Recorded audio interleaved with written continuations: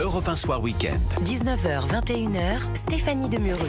Soyez les bienvenus dans Europe 1 Soir Week-end. Première heure, j'accueille mes débatteurs. Véronique Jacquier, journaliste politique à CNews. Bonsoir Véronique. Bonsoir Stéphanie, bonsoir à tous. Sébastien Ligné, chef du service politique de Valeurs Actuelles. Bonsoir Sébastien. Bonsoir Stéphanie. Alors dans 2 jours s'ouvrira le congrès des maires de France, à quelques mois des municipales et dans un contexte budgétaire très tendu, 107e édition. Bonsoir Xavier Melki.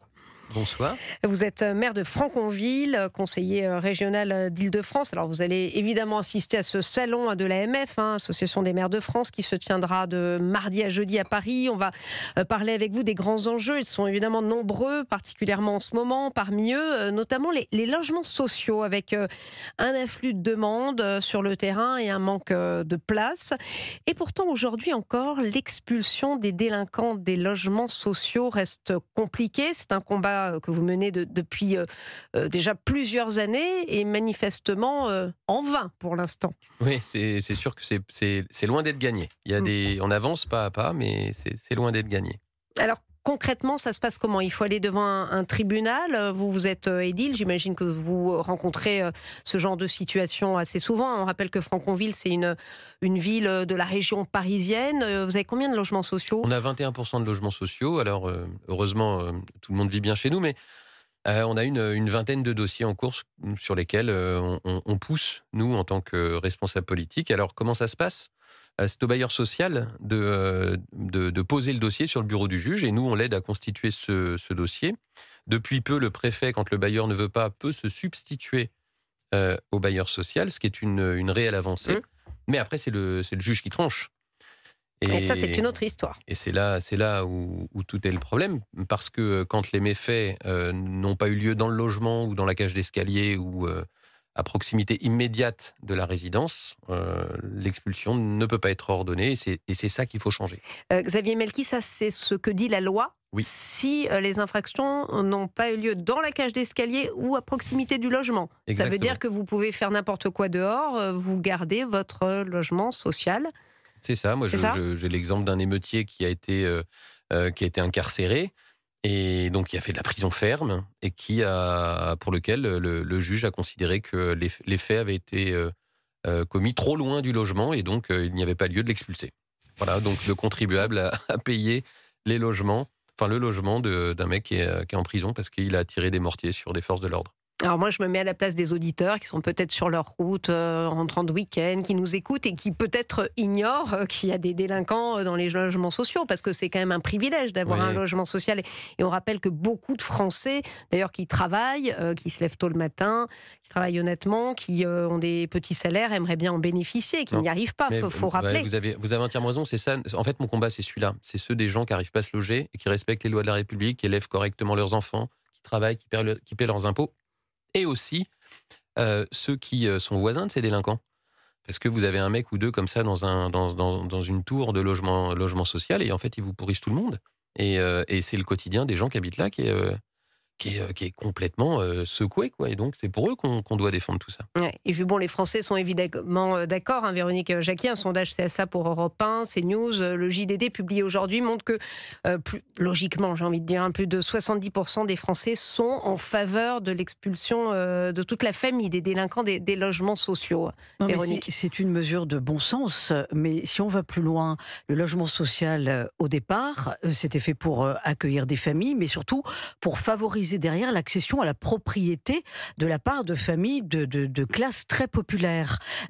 Ce n'était absolument pas fait pour qu'il y ait cette forme d'embolise, c'est-à-dire qu'on reste à vie dans les logements, en considérant d'ailleurs qu'on est chez soi. Il y a moins de 8% de rotation dans le logement social. En fait, ce qui manquera toujours, bien entendu qu'il faut expulser les familles de délinquants, mais ce qui manquera toujours de toute façon, c'est de reconsidérer la politique du logement social en instaurant un turnover mais drastique, c'est-à-dire on vous donne un logement mais pour 3 ou 5 ans, pourquoi pas, et derrière, de toute façon, on vous responsabilise, ou vous êtes obligé de vous responsabiliser, ou la politique du logement fait que vous êtes obligé de vous responsabiliser pour derrière soit être, entre guillemets, bien sous tout rapport pour obtenir un autre logement, soit être en capacité de devenir propriétaire. On voit bien que c'est l'angle mort de la politique de ces 10 dernières années, voire plus. Et là, le ministre du Logement s'interroge en disant il faudrait justement qu'il y ait qu'on puisse être propriétaire de son logement social.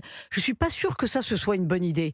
Parce que propriétaire de son logement social, ça veut dire en principe prendre soin de son logement. Mais si vous êtes dans un écosystème où il n'y a que des potentiels délinquants, je ne suis pas sûr que ce soit une bonne idée. Xavier Melki. Ce qu'il faudrait, c'est surtout que, comme dans le privé, il y a un bail. C'est-à-dire que vous êtes locataire dans le privé, vous avez un bail de 3 ans, de 6 ans, et puis au bout du bail, le propriétaire regarde s'il continue de vous louer votre logement. Si on avait ça dans le logement social, oui, mais vous savez très bien que si vous avez des familles de délinquants, vous arrivez à la fin d'un bail de 3 ans, s'ils ne veulent pas partir, c'est la croix et la bannière pour les expulser. Alors s'ils ne veulent pas partir et qu'ils sont sans droit liquide, c'est différent. Mais un exemple concret, aujourd'hui on a le droit de payer un logement social, on peut payer son loyer en espèces. Bon, aujourd'hui paye son loyer en espèces. Oui, c'est sûr. Voilà. Et d'où viennent les espèces qui payent le loyer? Bien sûr. Donc c'est pour ça, moi je veux bien quand on me dit, vous expulsez toute la famille, mais toute la famille bénéficie. Et encore une fois, quand on parle de délinquants, on ne parle pas du mec qui met la musique trop fort, de celui qui embête ses voisins. On parle de délinquants notoires, reconnus, condamnés. On a quand même entendu dans le journal d'Europe 1 tout à l'heure ce reportage à Marseille de Stéphane Burgat où il y a quand même des progrès. Dans le cadre de la loi narcotrafic, on peut désormais quand même exclure ces narcotrafiquants si c'est avéré. Donc ça va quand même un petit peu dans le bon sens.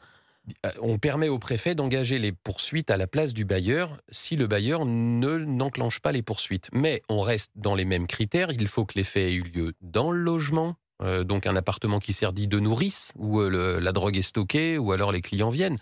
Mais vous avez un mec qui a son logement social dans un coin de la ville et puis il va trafiquer à l'autre bout de la ville, il ne sera jamais expulsé, jamais inquiété. Ça paraît incroyable.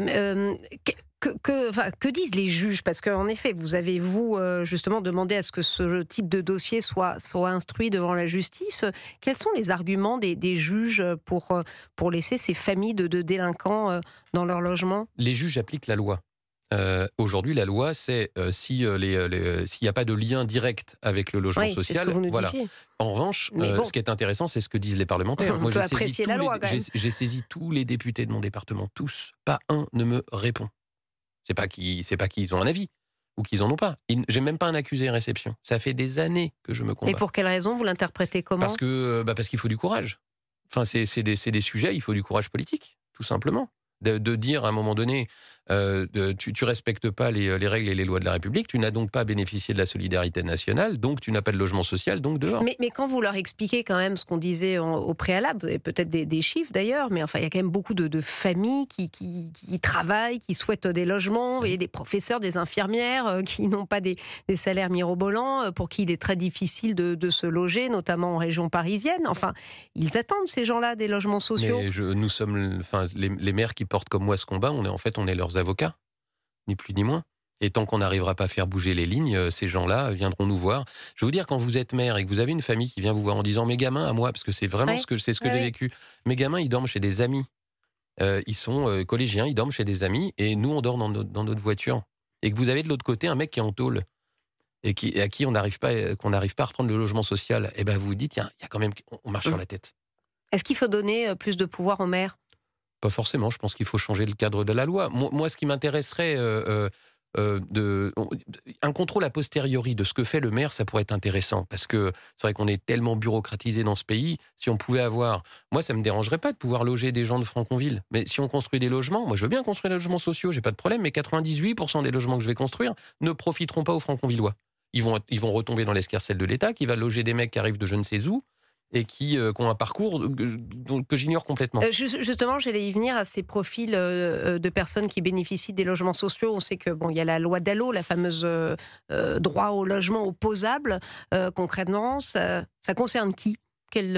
Quel type de Français? Ce que je pense, c'est que le logement social a été complètement dévoyé. Vous l'avez dit tout à l'heure, il y a un taux de rotation qui est extrêmement faible dans le logement social. 8% en 2023. Ouais. Vous avez par ailleurs des logements d'urgence qui sont complètement saturés. Et donc en fait, on a complètement changé les règles d'attribution du logement social pour les transformer en logement d'urgence. Et donc les personnes qui sont éligibles au logement social aujourd'hui n'ont plus accès au logement social parce que c'est devenu du logement d'urgence. Et donc vous avez concentrer au même endroit des gens qui ne travaillent pas, des gens qu'on loge, hein, les nouveaux, Ouais.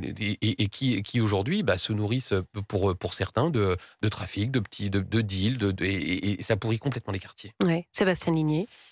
C'est un sujet extrêmement complexe, mais on pourrait parler aussi du volet migratoire, avec, on sait, Oui. une surreprésentation des immigrés dans les occupations des logements sociaux, alors qu'on va peut-être en parler tout à l'heure, mais vous avez beaucoup de pays européens qui durcissent les conditions d'accès Oui, aux on va en logements parler. sociaux.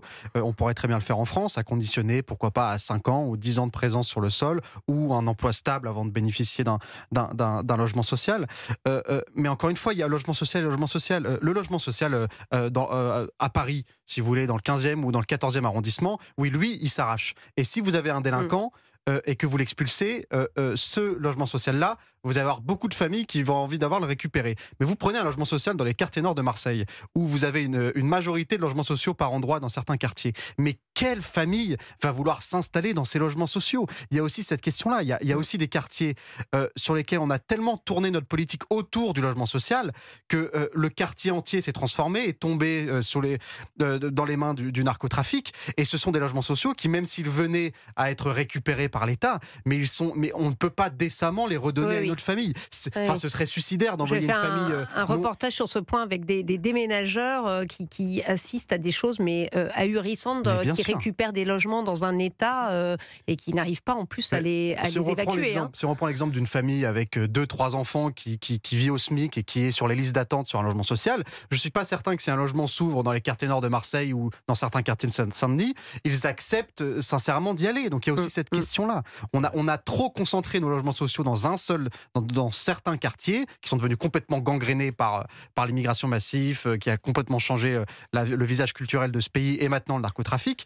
Et donc, ce sont des logements qui sont parfois Mais ça veut dire perdus, quoi? hélas. Vous demandez d'ailleurs, comme souvent Anne Hidalgo, par exemple, une mixité, Non, c'est ça non, pas du tout. Parce Mais le que problème, c'est j'avais que, peut-être mal hélas, compris. hélas, je pense que c'est trop tard, parce qu'il ne faut évidemment pas construire de nouveaux logements sociaux, mais il y a certains logements qui, je pense, sont Vous avez la loi, perdus. hein. C'est quoi, 20%, c'est ça le Ah, Oui, quota? après, 25. vous Ça a augmenté. savez aussi bien que moi qu'il y a des maires qui sont capables de s'arroger avec cette loi. Oui, qui préfèrent Et payer les qui préfèrent amendes. payer des Fortes amendes. Oui, enfin, ils préfèrent payer plutôt les qu'avoir des amendes, logements sociaux. tout à C'est fait. bien leur droit, d'ailleurs. Ils se font critiquer, hein, Véronique Jacquier. Non, mais pour rebondir sur ce que disait Sébastien Ligné, évidemment, qui dit logements sociaux dit maintenant malheureusement politique de ghettoisation. Les grands impensés, c'est l'urbanisme, c'est un projet architectural qui soit vraiment social. Ça existait dans le temps. Maintenant, on n'est plus capable de penser de la sorte. Donc moi, je me mets à la place des maires. C'est évidemment très difficile, mais il faudrait avoir du courage. Vous avez employé le mot. Finalement, ce qui manque, c'est du courage. On va être obligé d'en arriver un jour à ce qu'a fait le Danemark, à ce qu'est en train de faire le Danemark, où on conjugue d'ailleurs politique migratoire. On va en parler, Véronique, Voilà. tout à l'heure, avec le Royaume-uni qui durcit oui, non, mais là, le sa loi. Danemark, ils ont Mais dit, oui. c'est pas possible, on a trop de ghettoisation, trop justement de logements qui sont donnés à des familles immigrées avec donc des personnes qui ne parlent même plus le danois. Donc instauration d'une contre-société, c'est un petit peu ce qu'on observe aussi à travers cette politique du logement social. Et comme vous le dites, des gangsters qui se retrouvent dans ces logements et qu'on n'arrive pas à expulser, donc on en arrive à un scandale absolu. Et qu'est-ce qu'on a fait au Danemark? Eh ben, on a assumé une coalition droite-gauche. C'est-à-dire tout le monde l'a assumé. Là, en se vous donnant empiétez 30 sur le ans pour débat le de faire. tout à l'heure. On va en En se parler. donnant 30 ans pour le faire, Oui. de casser les ghettos, c'est-à-dire de casser ces logements Mais non, mais sociaux, alors, attendez, on en d'en est loin en France, là. reconstruire avec des Danois, Xavier Melki. avec Xavier des Melki, Danois on en- et on en des est- logements qui sont donnés aux Danois. On en est très très loin en France parce que, sauf erreur, je parle sous votre contrôle de ma part, aujourd'hui quand une famille est expulsée d'un logement, le pire c'est que je crois que la loi